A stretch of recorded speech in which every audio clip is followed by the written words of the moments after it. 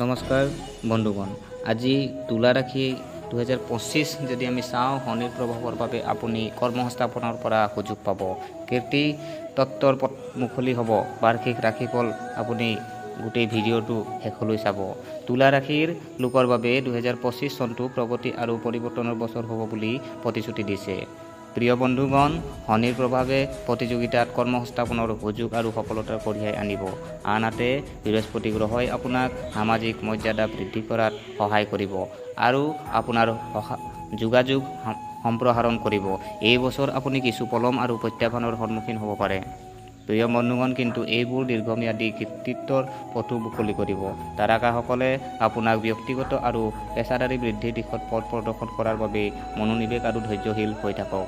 প্ৰিয় বন্ধুগণ, তুলা ৰাশি যদি আমি চাওঁ, প্ৰেমৰ সম্পৰ্কে যদি চোৱা হয়, 2025 আপোনাৰ সম্পৰ্ক এই বছৰ উত্থান পতনৰ মিশ্ৰণৰ বাটেৰে পাৰ হ'ব পাৰে। শনিৰ প্ৰভাৱে ৰোমান্টিক বিষয়ত কিছু পলম বা প্ৰত্যাহ্বান আনিব পাৰে যদিও মে' মাহৰ পিছত বৃহস্পতিৰ অৱস্থানে প্ৰভাৱশালী লোকৰ সৈতে সংযোগ স্থাপনৰ সুযোগ আনিব, যিয়ে আপোনাৰ সামাজিক বৃত্তৰ উন্নতি সাধন কৰিব। যদি আপুনি সম্পৰ্কত আছে তেন্তে যোগাযোগ আৰু বুজাবুজিৰ ওপৰত গুৰুত্ব দিয়ক। তুলা ৰাশি কেৰিয়াৰ আৰু যদি আমি বিত্তীয় ৰাশিফল চোৱা হয়, শনিৰ অৱস্থানে আপোনাক কঠোৰ পৰিশ্ৰম আৰু কেৰিয়াৰত সফলতা লাভ কৰিবলৈ প্ৰেৰণা যোগাব। প্ৰিয় বন্ধুগণ, বিশেষকৈ বছৰৰ প্ৰথম 6 মাহত প্ৰতিযোগিতামূলক উদ্যোগত সফলতা আশা কৰিব পাৰিব। আপোনাৰ সুনাম বৃদ্ধি আৰু আপোনাৰ এই প্ৰচেষ্টাৰ স্বীকৃতি লাভ কৰাত বৃহস্পতিয়ে গুৰুত্বপূৰ্ণ ভূমিকা পালন কৰিব।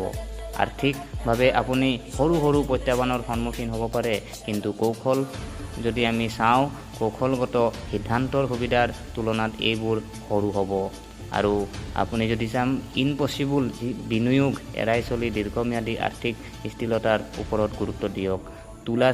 যদি আমি তুলা ৰাশিৰ স্বাস্থ্যৰ ৰাশিফল 2025 যদি চোৱা হয়, বিশেষকৈ বছৰৰ প্ৰথম 6 মাহত স্বাস্থ্যৰ প্ৰতি আপুনি বিশেষ গুৰুত্বৰ প্ৰয়োজন হ'ব পাৰে।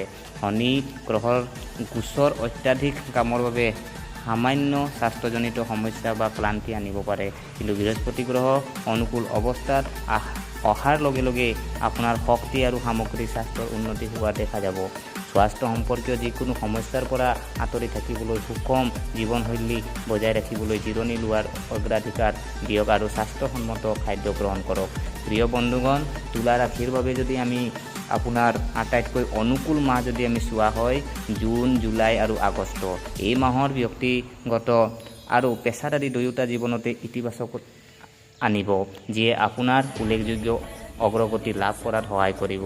আপুনি ধৈৰ্য ধৰি ৰাখিব আৰু ব্যৱসায়ে সফলতাৰ পথ মুকলি কৰিব। নিজৰ লক্ষ্যত মনোনিৱেশ কৰি থাকক আৰু বিশ্বাস কৰক যে আপোনাৰ কঠোৰ পৰিশ্ৰমৰ ফল পোৱা যাব। প্ৰিয় বন্ধুগণ, আজি মই এই তুলা ৰাশিৰ বিষয়ে যিমান পাৰিলোঁ আপোনালোকক বুজাবলৈ বা আজি গোটেই বছৰৰ আপোনালোকক আলোচনা কৰিবলৈ মই চেষ্টা কৰিলোঁ।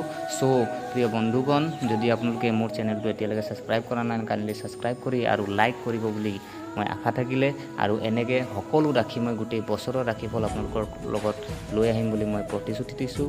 Thank you everyone.